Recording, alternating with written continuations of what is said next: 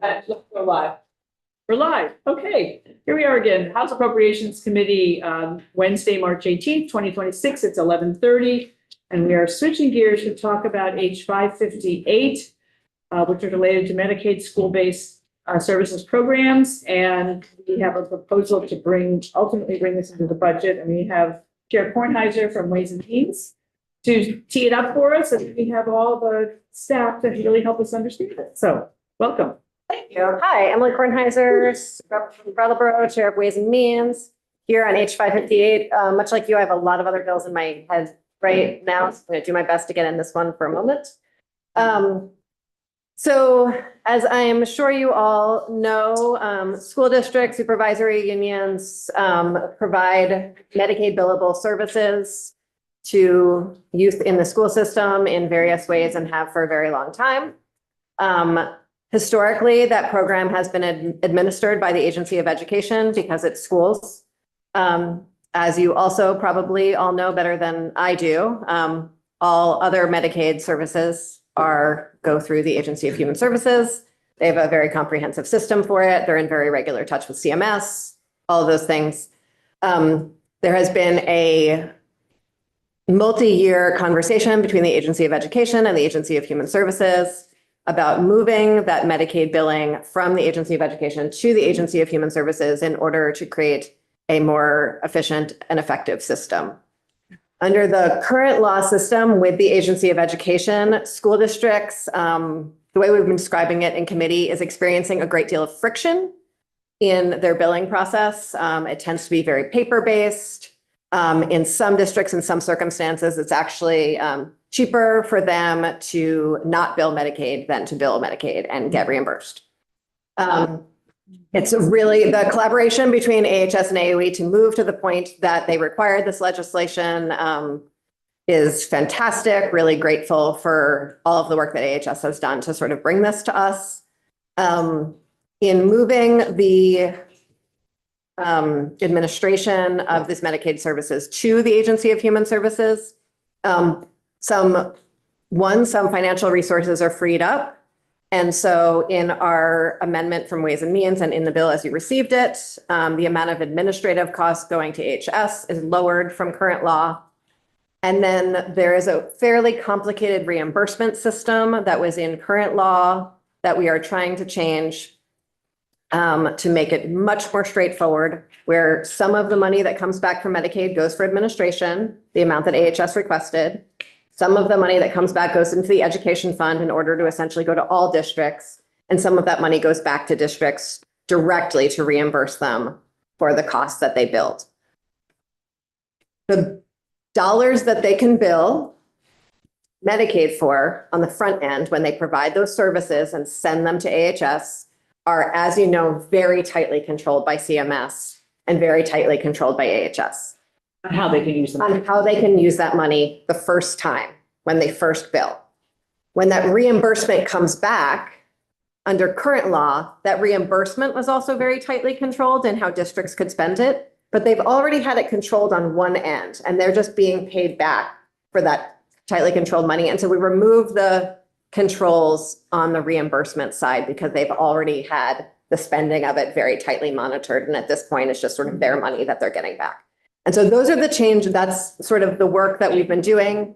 Staff, of course, can tell you way more details about it. We're really excited about it because it means more money for the Agency of Human Services, more money for the education fund, and likely much more money for districts, and lowered administrative costs, a lowered administrative burden, frankly, and greater CMS compliance. The whole thing feels just like a delightful win-win across the board. It is a new process, and so there is very reasonable, warranted nervousness from the field, the education establishment, who have experienced a lot of change, as you might be aware, and are expecting a lot more change.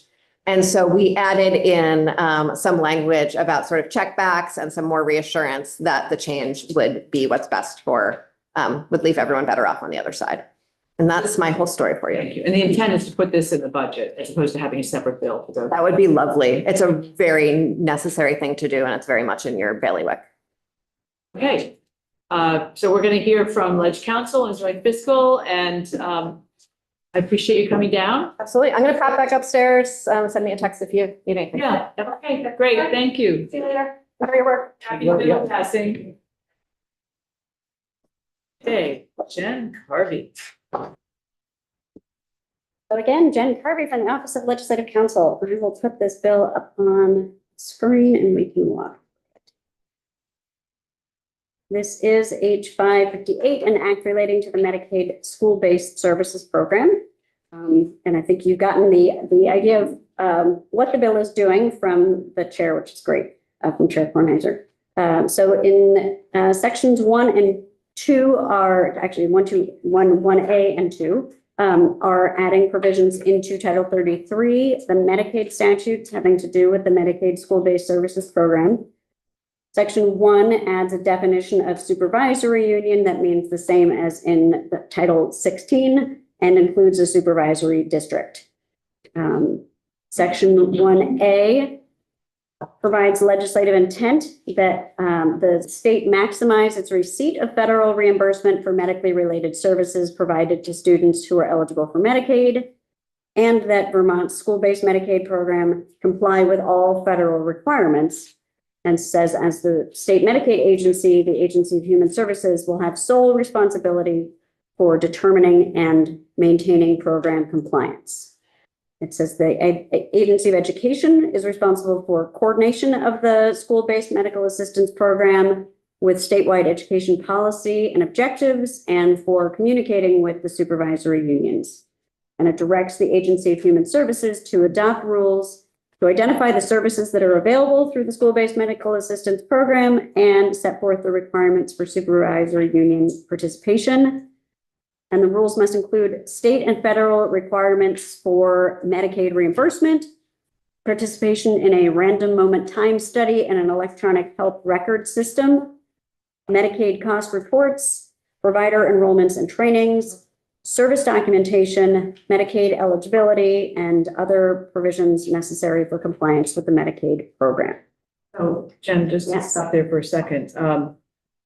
Are any of these rules in effect now? Are there some sort of rules in effect at AOE now? Kind of cleaning them up? Believe there are rules in effect at AOE now, but I don't know. I don't know for sure. I don't know if there's anybody from AOE here involved in the administration of the program. They are operating the program now. There are some requirements in place, whether they are in rule. I'm not sure. We may even see that when we get to. This ensures that we're going to be in compliance as we switch going. Right. So that's really the most important thing. Okay. If we have any other. The bill requires the Agency of Human Services to support supervisory unions by funding and providing the technical elements of the program that are needed for federal compliance. And it requires that supervisory unions who are participating also participate in a random moment time study and electronic health record system as directed by the Agency of Human Services to enable Medicaid billing of the direct healthcare services and Medicaid administrative claiming activities. Section 2 establishes, but really sort of moves a special fund that there is already a special fund you'll see in the next section that is in the education statutes. This is creating the school-based Medicaid reimbursement fund in Title 33 in the Medicaid statutes to receive the federal reimbursements for medically related services delivered to pursuant to the Medicaid school-based services program. And monies would be transferred to received by the state under this section would be transferred to this special fund to be administered by the Agency of Human Services, and fund receipts allocated in accordance with this section. So this is where DEVA will pay 55% of the federal reimbursement monies generated by the medically related services delivered in each supervisory union under the program to the supervisory union. What page? I am on the bottom of page 3. Thank moving you. on to 4. Sorry. Based on the Medicaid cost reports, service claims, and Medicaid administrative costs submitted by the supervisory union. To begin with, up to 25%, you'll see a following section lowers that to 20% of the federal reimbursement monies generated by the services will be available for the administrative costs of the agencies of education and human services, related to the collection, operations, and reporting of the school-based medical assistance programs and statewide programs. Directs the agencies to enter into an MOU, setting forth the processes by which the reimbursement monies available for administrative costs and programs will be allocated to the agencies. It requires the secretaries to expend monies from the fund only as appropriated by the General Assembly, and it transfers the balance, any balance remaining in the special fund at the end of each fiscal year into the education fund. Section 3 reduces the percentage available for administrative costs by the agencies of education and human services from 25% to 20% beginning in fiscal year 2028. You'll see that the dates in the effective date section. Okay, so 25% now, and then in 25%, right, 25% starting in October of this year, and then next July, it would go down to 20%. October 26th to June of 27. Exactly. Okay. And what, Wayne? And so this money coming back, this is our money coming back, and we're just parsing it out where we want to put it. When you say our money. The feds don't have any strings attached to this. This is money comes back that's not being directed any place by federal law. It's coming back to the states. Largely with the caveat that I'm still trying to confirm with the Agency of Human Services, the extent to which there is, the extent to which there are any restrictions based on Medicaid funding, programmatic changes at the federal level. But I believe that's accurate. Because it's reimbursement money from the program. Reimbursement money from what the supervisory unions spent, and then they on the services, and then the state is receiving the federal match, federal reimbursement of those funds. Section 4 is modifying the existing provision in Title 16 around the school-based Medicaid services program. And it's actually taking most of it out and just going with legislative intent. So it expresses the intent under existing law, intent that the state maximize its receipt, and we're modifying the language to match up with that new language in Section 1A, maximize receipt of federal reimbursement for medically related services provided to students who are eligible for Medicaid.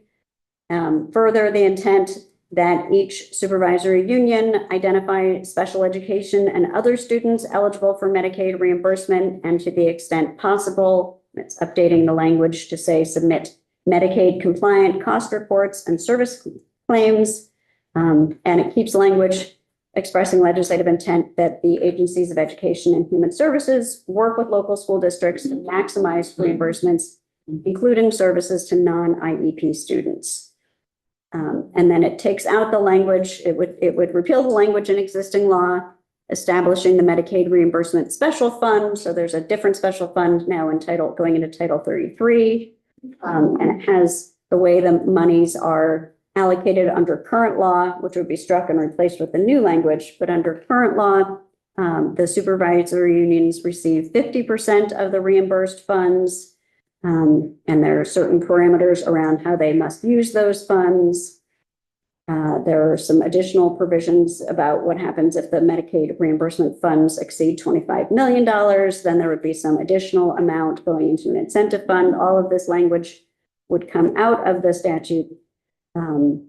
Also repealing language requiring the supervisory unions to use the funds to pay for the reasonable costs of administering the Medicaid claims process, and districts and supervisory unions use the funds for prevention and intervention programs. Again, this is all struck through, so I won't go into too much, but it's changing the way this works. And under current law, up to 30% of the Medicaid reimbursement amounts are available for administrative costs of the agencies in administering the program. We have a similar provision putting anything unspent and any remaining funds into the education fund under current law, as is in the new language. Section 5 is the stakeholder engagement language that Representative Kornheiser mentioned. This directs the Agency of Human Services to collaborate with the Agency of Education Vermont Association of School Business Officials, Vermont Council of Special Education Administrators, and school district officials in implementing changes to the Medicaid school-based services program in accordance with this act, including providing structured opportunities for input during the phased implementation process to address challenges and risks in a timely manner and minimize disruptions, and focusing on geographic diversity to ensure that implementation is responsive to regional variation in needs and capacity. Expand on that sentence a little bit more, please. This was language that was requested, so I don't have a whole lot of, Concern that there's a lot of concern maybe around. on more urban areas than rural areas, or do we? I don't know what the specific concerns are. I think that just recognizing that there are a lot of differences in staffing and program implementation across the state. And Capacity to deal with this, I imagine. right, I think that may be some of that as well. Okay. So the needs are different, the capacity is different, the volume is different. And so. Okay. So pay attention. Right, so recognizing that there may be different needs for support. This has all been done at the supervisory union level in the past. I believe that's right. I believe it has been supervisory union and still will be supervisory union. But a lot less paperwork. I mean, I was struck, I hadn't realized until Chair Cornhusker said that some schools don't even bother to do it because of the paperwork is so hard. So if this eliminates that and they can actually get reimbursed without. It's the same issue of having 6 different of this and 5 different of this. This clears this up. Right, exactly. Okay. All right, finally, the effective date, the act would take effect on October 1st of 2026, except that reduction in the percentage of administrative cost monies available to the agencies of human services and education from 25% to 20% would take effect on July 1st, 2027. Why October? Why not? That was the date requested by the agencies. I think they're still working through some processes to be ready. Right. That's the federal. That's all. Yeah, federal. Right, it is the federal fiscal year. I don't know if that's part of it, but the bill as introduced had July 1st and the Agency of Human Services asked for that to be changed to October. Julia, do you want to talk about this also? Yeah, I think that Emily's gonna do the budget. Oh. Whoever would like to come over and talk about it, that would be great. Is there something we should have? Because I just have the bill. Anything else, Emily? that I you sent think? it to Autumn and I don't think you need it printed again, not because it's a big secret. It's not overly complicated. So is it on our No. page? or- Yeah. So in terms of, so for the record, Emily Byrne from the Joint Fiscal Office, you may recall in the budget, as presented by the governor, some of the changes as contemplated in this bill were already proposed. So there's a big shift in the AOE budget. The actual grants to the school districts are coming out of AOE's budget. They're in DIVA's budget. Some of the administrative costs are moving around. But the net impact to the budget is, from governor's recommend with this bill, is 0. Like that. At this point. I see you have a presentation. You do. I'm gonna put that up. I'm gonna put the presentation up, just wanted to say that out loud. I will say in talking through, so one of the things that when this came up and became a thing, one of the things that we talked with the Agency of Education about and the Agency of Human Services was if this change is going into effect, AOE's base budget still had the utilization of the Medicaid special fund in it. And we're sort of like, well, that, if you're not running the program anymore, do you need this money? And they said, we still need the money, but we don't need it to come from this fund specifically. And then we talked to AHS and said, would you take the special fund in lieu of general fund? And they said, yes. So we've got some analysis and a proposal to just do a 1-for-1 swap with the Agency of Human Services and the Agency of Education to basically get the Agency of Education out of the special fund entirely. Keep everybody's budgets whole, but just from an administrative perspective to kind of clean up some things. This is a good opportunity to do that. And when we look at it, I've got a few other things that aren't specifically related to this bill, but are related to that special fund for you all to consider cleaning up, for lack of a better term, We like to in clean the budget. So. And I tried to flag places in the budget where this shows up, just to remind everybody of where it is. Okay, so this will walk through all the changes. So this first one that I've got on the screen, this is the one that I just referred to. So in the governor's recommend, you see in B309, the increase of $17.4 million, which is the school-based Medicaid grants, shifting from the Agency of Education to the Department of Vermont Health Access. To just reflect this programmatic change. That one's pretty straightforward. Cool, I'm gonna keep going. So then, in addition, when we were talking through this with the Agency of Human Services, part of the original school-based Medicaid program, there was some stuff, without getting into details, because I'm not an expert on the details. There was some stuff going on at the Department of Health had a set one program, and then there was sort of school-based Medicaid services. And in this shift, the Department of Health also doesn't have to be involved. It's all going to move to DEVA.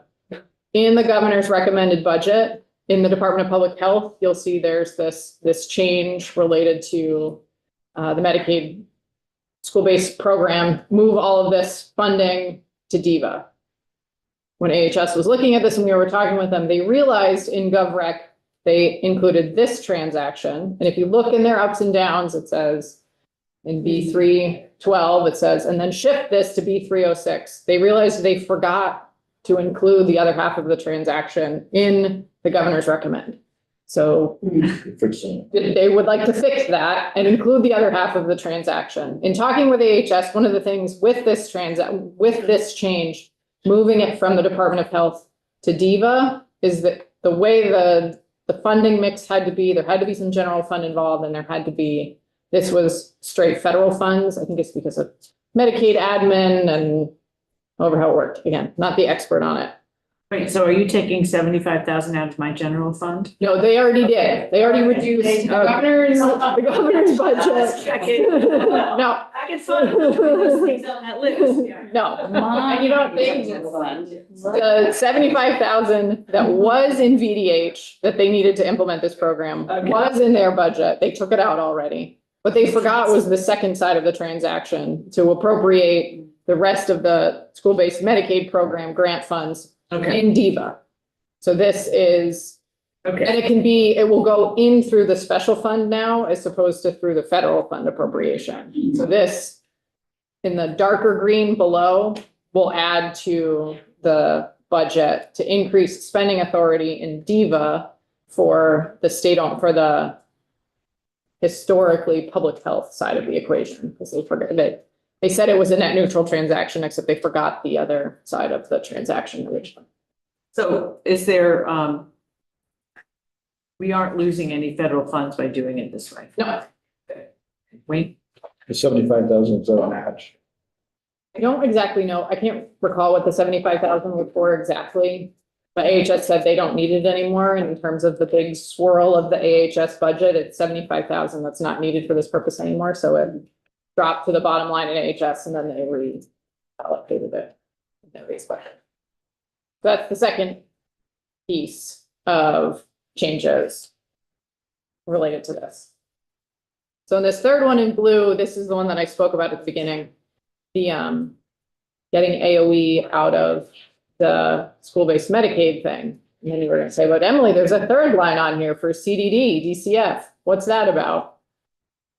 So again, in the exercise of looking at this special fund and figuring out who had their fingers in the pot and where the money was going, it was brought to our attention that in 2006 and then increased in 2009, DCF was given spending authority from the school-based Medicaid program to help support CCFAP, of all things. So when talking with AHS about this, they said, you know what else we could clean up while we're working on this? I don't want to call it random, because I'm sure that my predecessors and the predecessors of the executive branch at the time that this transaction was made in 2006 and again in 2000, and then increased in 2009, it made sense. all of those people don't work in that I'm aware of, and the folks that are here now have said that maybe that logic doesn't apply anymore and we should clean this up. So additionally, so that we'd move all of the spending authority again to the DIVA admin budget and replace it with general fund. So we would reduce CDD's special fund spending authority by 1.7 and increase it by 1.7 of general fund. And then in AOE, they have $3.7 million of the special fund supporting their base budget. We would increase general fund in AOE by 3.7 million. And that general fund would come out of DIVA's admin budget. So it's a net neutral transaction, but it's going to involve AOE and for reasons unbeknownst to those of us that are currently in Unexplainable to us. yes. CDD. So it is what it I is. just wonder what else we don't know, right? I mean, it's so interesting, isn't it? Well, and I'm sure in talking with them, right, like things were tight in 2006, 2009, I'm sure. And at the time it was like, oh, there's capacity in this fund. Why don't It's we? like owning a really old house and deciding you're gonna like open up the walls to do a little fixing. What are you gonna find? Right, in what are you there? gonna find? And the wiring isn't good and who thought of this way to put the lights and yeah. Yes. Lynn? What is CDD? Child Development Division, Was that something to do with special education? Maybe. maybe. I mean, I'm sure, It's right? also where CCFAP think- is, right? Where the childcare is in Child Development Division. But there wasn't childcare at the time that this was all happening either, so. It was a different program. Right, it's all different. I mean, and I think, right, 20 years from now, I don't know where I'll be, but or 30 years from now, I'm sure somebody will say, I don't know what they were thinking, but they. Right. It seemed like a good idea at the time. Yeah. So anyway, we'll clean that up too. Okay. As part of this. So there'll be a bunch on the web report. You'll see all of these. We'll try to name them all similar. But it should look familiar now, when we have a web report, right? Okay, that's Just like, remember us okay. in 30 years. Yes. No one's gonna remember us. No. And then finally, I just put this one in here. Again, it's not really at all even related to H558, which I know that's why I'm in the chair right now, but figured this was as good a time as any to bring up this other issue that they discovered. And I think this was just they keyed in the wrong fund when they submitted the budget, and it's not the end of the world, but they accidentally put $1.1 million of spending authority out of the HIT fund for school-based Medicaid DIVA, and it should have come out of the school-based Medicaid fund. So it's effectively going to be at zero on the web report because we appropriate at the special fund level, but figured again, and we're in making sure everything's in the right bucket and things are cleaned up. So did the HIT fund think they had all this money? No, I don't think anybody even realized until Okay. so they AHS didn't went through start this spending exercise. the 1.2 million that they didn't think that. It was not on anyone's radar Good. until like this past week when AHS Okay. went, wait a second, that's not right. And, Okay. I think they just had turnover at the agency and it's fine, it's all fine. Okay. They would have had to fix it in the budget adjustment and I said, let's just deal with it, right? Let's get it right. Okay. So that's in here. So again, this will all be in the web report as technical changes. And then the last piece related to this bill, just wanted to put this in here. I know I mentioned this earlier. In the governor's recommended budget, there is language that allows DIVA to make the first payment. And I do have to talk to Jen about how this would reconcile with the effective dates of that bill. And I think I didn't think of it until Jen was in the chair talking about the effective dates, but we may need to reach out to finance and management about effective dates related to the creation and the elimination of the special funds. It's a little funny to have that happen October 1 as opposed to July 1, but I just don't know. So we'll look into that and make sure that Is DIVA Works requested a correctly. position for this? I don't believe so, but I should. Position, you're talking about the Medicaid? Yeah, The did they- positions are gonna stay at the Agency of Education for now. Because they're actually field positions and they are out in the schools themselves, supporting them with this work and this, in the conversations with the school districts, as I understand it, the school districts are saying, please, we need those people, we need that help. Okay. So it's just a net neutral, really. It's a- Yes, So did I get that it's right? very brief on the floor report. DIVA is doing what they, yada, yada, yada, it's net neutral. And I Yeah, think there's a whole lot behind the curtain. there is a, you know, there is a transition period of the program, right? We talk about the Medicaid claims tail a lot when we talk about Medicaid program. And so to the extent they have to kind of finish out the old program while the new program is being stood up. So those positions will also help with that transition. And then, yeah, what happens after that, the agencies will have to determine what kind of staffing they need in the future.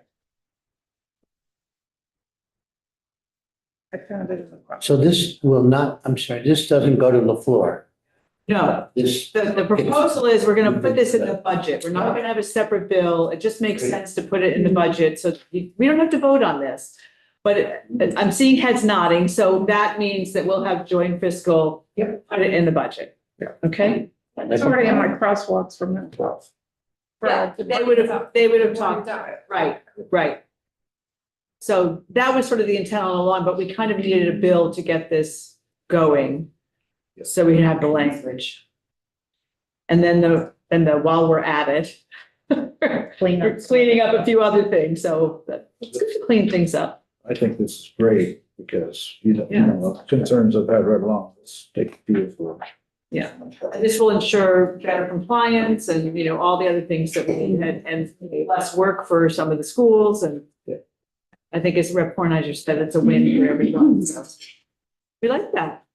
We don't always get those. he's in enough of the whole thing right here. In talking with the Agency of Human Services, assuming the claims level stays the same and the FMAP stays where it's at in terms of, I know there's in the bill, it's a 25% admin to the Agency of Human Services, and then it goes down to 20. Their administrative costs at this point are under 20%, not much, but enough that they're comfortable with that change and that should be fine. But it all, you know, in the universe of, it's 20% of a number that's driven by Medicaid claims. So so long as the rollout works and folks are making the claims the way that they need to, then there will be a big enough pool that'll generate money to cover OHS's administrative costs. Great. Okay, I'm not seeing other questions. Thank you very much, Emily. Thank you, Jen and Julia, for your work and all getting, it took a lot of people to put this all together, so appreciate the effort to get this cleaned up. It's get really happy. We like that. So committee, there are more bills coming out of Ways and Means. That's why Rep. Horniger had to leave. So a couple of these bills that were in Ways and Means, they voted out the 657, which is the unaccompanied homeless youth services. That's going to come to us. We've already heard miscellaneous judiciary. That's coming to us today, but we got asked to wait till tomorrow to vote on it. So we'll vote on that tomorrow. That was the one we heard this morning that basically has no money. So that's an easy vote. I'll work with Autumn on a time. Miscellaneous education. Are we still working on? Julie, I'm trying to find. What, yeah, because that'll be about, Ways and Means, I could work out an amendment, Ways and Means, that tomorrow. Okay, And it will be coming to you. right. And so hopefully they'll vote it out before the floor, so we can have possession tomorrow afternoon. Because if there's an amendment, there's no point in us hearing it until we see what the amendment is, because that usually impacts whatever it is we're going to do. And then the data brokers, they're either voting out tomorrow or Friday morning, and we'll get to so the data brokers one, we may get Friday, 5 minutes after the floor starts, when it's referred to us.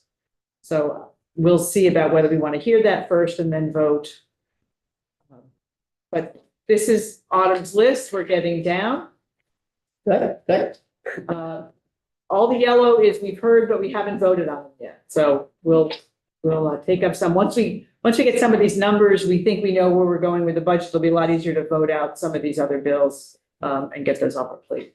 Yeah, as we have to report bills to the floor, who's going to be the ones? Are you going to get a notice, or are we going to get a notice, or how does that work? I would ask if you've got somebody who could send you a text. I think that would be the best way to Patty do did it. that for me the other day. Yeah, I think Patty does it, Lori does it, you You got a know, friend whoever. Okay. But we definitely would like you to run up, do it and come back because we've got plenty to do here. So, I'll be in a meeting at 1. Marty will run the meeting. Doug Farnham is going to come at 1 o'clock.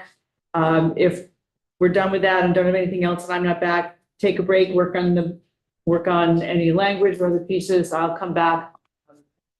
I'm going to attempt sort of a draft budget like I did last year, based on all these conversations that we've had. We'll see how fast we can get something printed up to have everybody take a look at. You know, hopefully later this afternoon, we can at least see it. And I'll tell you again then, and I'll tell you now, it's just a draft, but it'll be a place for us to start talking a little bit more, you know, narrowing in on things. So it's not a done deal. It's just my attempt at moving the conversation forward. Okay? I suspect we'll have some roll calls. Yes, there may be a roll call today. Betsy Ann has the floor going to 6 p.m. tonight, so be glad you're here in this committee. Thank you very much. But I think that we will, there'll probably be one roll call. I don't know if there'll be others. I haven't really looked at the calendar, but there might. We won't be able to go far. This is gonna be roll call. Maybe you're. No, this is not like spend the afternoon at Bolton Valley or. I'm sure that's. I'm sure that's the way. Or going down to the bakery and, no, you need to The be. creamy's not open The yet. creamy's not open yet. We will go there, but that's not till April and then we'll be really deserving it. And Mike will leave his phone.